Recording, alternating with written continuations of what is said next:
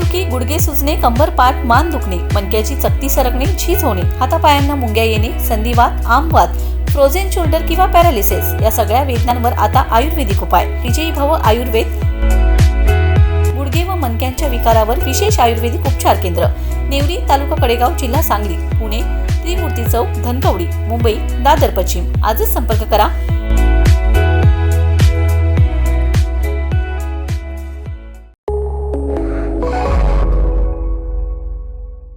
नमस्कार, मी अरुण आणि आपण पाहत आहात 7 स्टार न्यूज. जागतिक महिला दिनाचे औचित्य साधत महिलांच्या सुप्त कलागुणांना वाव मिळावा आणि त्यांना स्वतःच्या कलेची अभिव्यक्ती करण्यासाठी व्यासपीठ मिळावं या उद्देशाने विटा नगर परिषदेच्या वतीने विविध स्पर्धा व कार्यक्रमांचं आयोजन करण्यात आलं.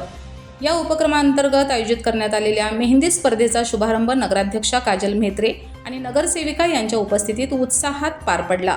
महिलांनी मोठ्या उत्साहाने या स्पर्धेत सहभाग नोंदवत आपल्या हातावर सुंदर आणि आकर्षक मेहंदीच्या कलाकृती साकारल्या. महिला दिनाच्या निमित्ताने आयोजित करण्यात आलेल्या या कार्यक्रमामुळे शहरातील महिलांना एकत्र येण्याची, आपले कलागुण सादर करण्याची आणि आनंदाचे क्षण अनुभवण्याची संधी मिळाली. स्पर्धेच्या माध्यमातून महिलांमधील सर्जनशीलता, आत्मविश्वास आणि उत्साह याचं सुंदर असं दर्शन घडलं.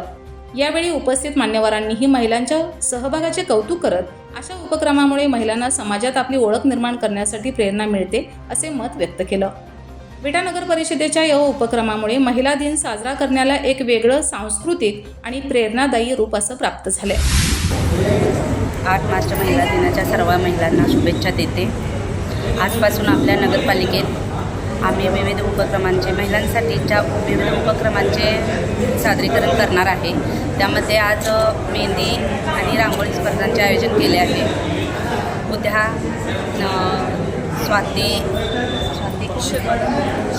शिल्पा दाते यांचे व्याख्यान आहे. त्यानंतर आरोग्य शिबिर होणार आहे आणि त्यानंतर 9 मार्चला संध्याकाळी विविध शाळांचे स्नेहसंमेलन आहे. तरी विट्यातील सर्व महिलांनी याचा लाभ घ्यावा आणि सर्वांनी याला प्रतिसाद द्यावा. नमस्कार. सर्वप्रथम जागतिक महिला दिनाच्या मी सर्व महिलांना शुभेच्छा देते. आत्ताच नगराध्यक्ष मॅडमने सांगितल्याप्रमाणे आपण नगरपालिकेमार्फत महिलांनिमित्त वेगवेगळ्या स्पर्धा ठेवलेल्या आहेत. तर आज रांगोळी स्पर्धा तसेच मेहंदी स्पर्धा आहे. तर रांगोळी स्पर्धेसाठी आणि मेहंदी स्पर्धेसाठी महिलांचा प्रतिसाद आहे. तसाच प्रतिसाद उद्या आरोग्य शिबिरासाठीही मिळावा असं मी सर्वांकडून आवाहन करत आहे. नमस्ते. आज महिला दिनाच्या सर्व महिलांना आज मी त्यांना शुभेच्छा देते. तर ही महिला दिन का साजरा केला जातो? जेव्हा आपण स्वतःसाठी काही मागणी करतो तेव्हाच आपल्याला ते मिळतं, नाहीतर आपल्याला मिळत नाही. आज या महिलांच्यासाठी खास कार्यक्रमाचे आयोजन केले गेले.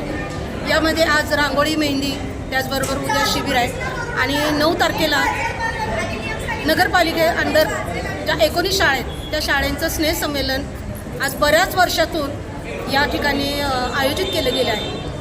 तर पुन्हा एकदा मी विट्यामध्ये राहणाऱ्या सर्व महिलांना महिला दिनाच्या हार्दिक शुभेच्छा देते. धन्यवाद. रमेश जाधव, 7 स्टार न्यूज, विटा.